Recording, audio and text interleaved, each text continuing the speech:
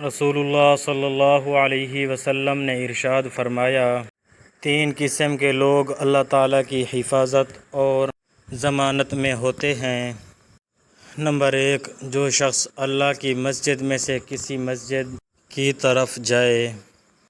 Number 2، اللہ تعالیٰ کی راہ میں جہاد کے لیے نکلنے والا۔ نمبر 3، اللہ تعالیٰ کی خاطر حج کی ادائیگی کے لیے نکلنے والا۔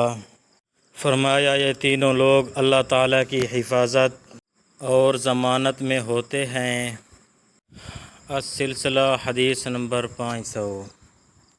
حضرت ابو ہریرہ رضی اللہ تعالی عنہ نبی کریم صلی اللہ علیہ وسلم سے روایت کرتے ہیں، آپ صلی اللہ علیہ وسلم نے فرمایا، جس نے کسی غلام میں موجود اپنا حصہ آزاد کر دیا اور اگر وہ شخص مالدار ہے تو غلام کو مکمل طور پر آزاد کر دیا جائے گا، اور اگر اس شخص کے پاس مال نہیں تو غلام سے مال کمانے کے لیے کہا جائے گا، لیکن اس پر مشقت نہیں ڈالی جائے گی۔